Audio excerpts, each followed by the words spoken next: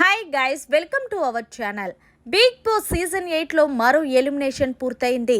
ఇక ఎలిమినేషన్లో భాగంగా ఈ వారం అభయ్ బలయ్యాడనే చెప్పాలి.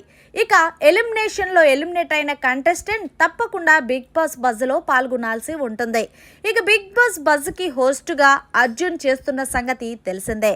ఇక అర్జున్ అభయ్ని ఆహ్వానించి, ఏంటి అభయ్ ఇంత త్వరగా వస్తావని ఎక్స్పెక్ట్ చేసావని అడిగేసరికి, లేదు అర్జున్, నేను టాప్ 5 కంటెస్టెంట్ అనుకున్నాను, కానీ అప్పుడప్పుడు ఇలాంటివి జరుగుతూ ఉంటాయి కదా, నా నోడుదోల నన్నే తినేసిందంటూ చెప్పుకొచ్చాడు. సరే అబ్బాయి, అయినా బిగ్ బాస్ మీద జోక్స్ వేయడం ఏంటి అని అడిగేసరికి నేను క్యాజువల్గా అన్నాను. మరి అంత సీరియస్గా తీసుకుంటాడని అనుకుంటే నేనెందుకు జోక్స్ వేస్తాను, నేనెందుకు అందరిలోని ఇంత నెగిటివ్ అవుతాను అని చెప్పుకొచ్చాడు. సరే, ఇక నిఖిల్ గురించి ఏం చెప్తావు అంటే, నిఖిల్ గురించి ఎంత చెప్పినా తక్కువ అవుతుంది.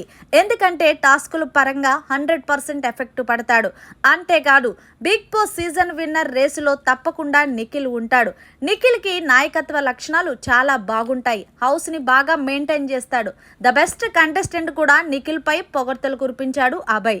సరే, ఇక సోనియా గురించి ఏం చెప్తావు అంటే, సోనియా తన గేమ్ కన్నా పక్క వాళ్ళ మీద ఇంట్రెస్ట్ పెడుతూ ఉంటుంది.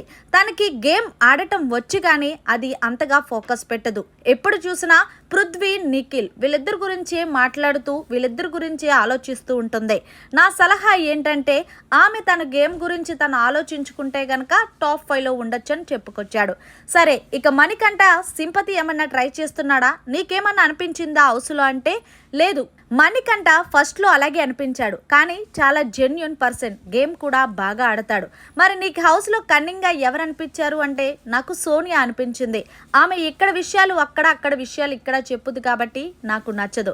మరి ప్రేరణ అలాగే యష్మి గురించి ఏం చెప్తావంటే, వాళ్ళిద్దరూ కూడా గేమ్ బాగా ఆడుతున్నారు. ప్రేరణ అప్పుడప్పుడు మాటలు వదులుతుంది తప్ప అమ్మాయి చాలా మంచి అమ్మాయి అనే చెప్పుకొచ్చాడు.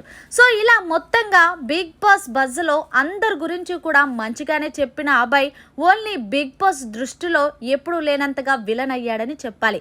మరి మొత్తంగా బిగ్ బాస్ బజ్లో అభయ్ మాట్లాడిన మాటలపై మీరేమంటారనేది కామెంట్స్ చేయండి. మరిన్ని లేటెస్ట్ అప్డేట్స్ కోసం చూస్తూనే ఉండండి మన ఛానల్.